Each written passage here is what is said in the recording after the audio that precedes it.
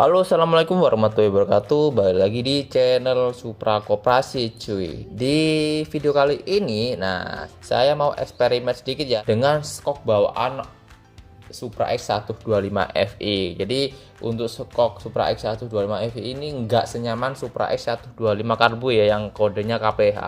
Karena menurut saya ini lebih keras dan kurang nyaman menurut saya kalau dipakai sendirian.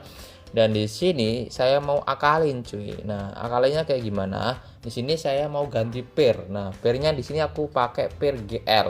Cuman ini bukan original bawaan motor ya. Ini aku beli atau ini bekas motor nggak tahu sih motor apa dulu, cuman udah moncrot dan ini merek Aspira kalau nggak salah dulu.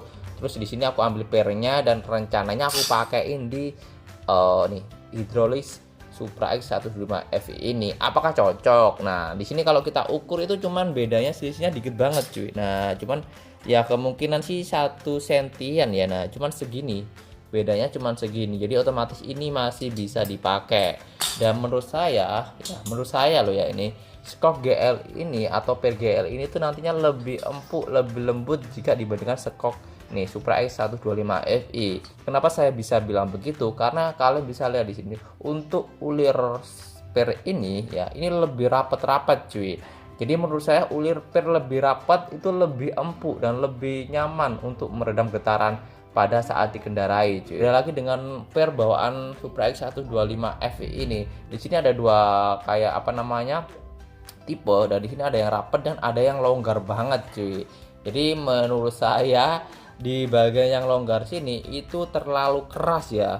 Jadi kalau kalian boncengan itu biasanya yang main yang di bagian bawah sini, tetapi kalau yang dipakai sendirian atau enggak membawa barang berat itu biasanya yang atas sini. Nah, makanya di sini aku mau coba per GL ini.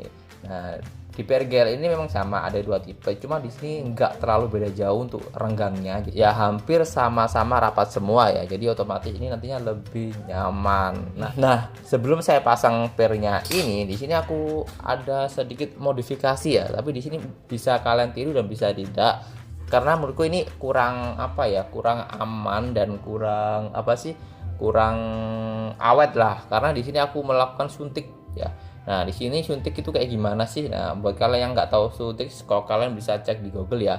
Di sini aku nggak mau menjelaskan gimana cara suntik skok, karena kalian bisa cek di Google atau di YouTube lain caranya gimana. Cuma di sini saya mau menjelaskan itu cuma di bagian gimana upgrade yang saya lakukan. Nah, di sini aku ganti oli skok bawaan Supra X125 ini yang dulunya itu ya mungkin udah berkurang dan kurang enak, otomatis baliknya itu jedak-jedak. Nah, di sini aku ganti oli skok yang lebih kental, coy. Di sini aku pakai oli hidrolis yang 10W.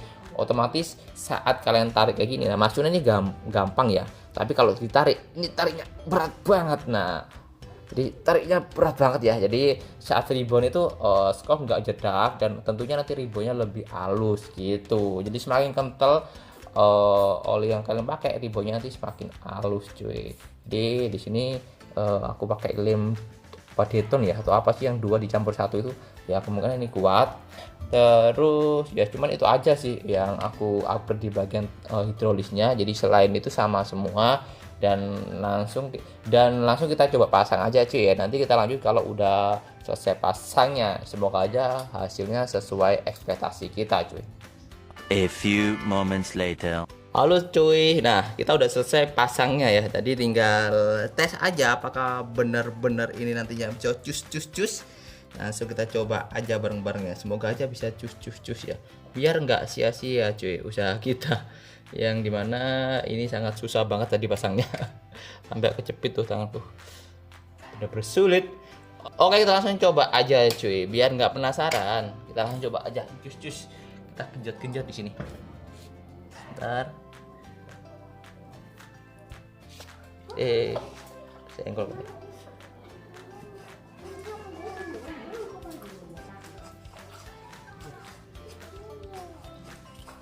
Anjir, ribonya pelan banget, enak banget ini kayaknya. Jadi nanti kita coba aja dipakai di motor.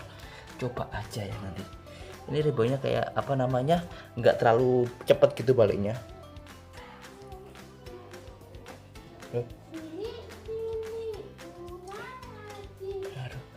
enak banget. Oke, sampai di sini dulu video kali ini ya. Nantikan saat kita pasang di motor apakah nyaman atau biasa aja. Kalau biasa aja ya berarti sia-sia pengorbanan kita cuy. Oke, jangan lupa like dan subscribe channel ini. Sampai ketemu di video saya selanjutnya. Bye.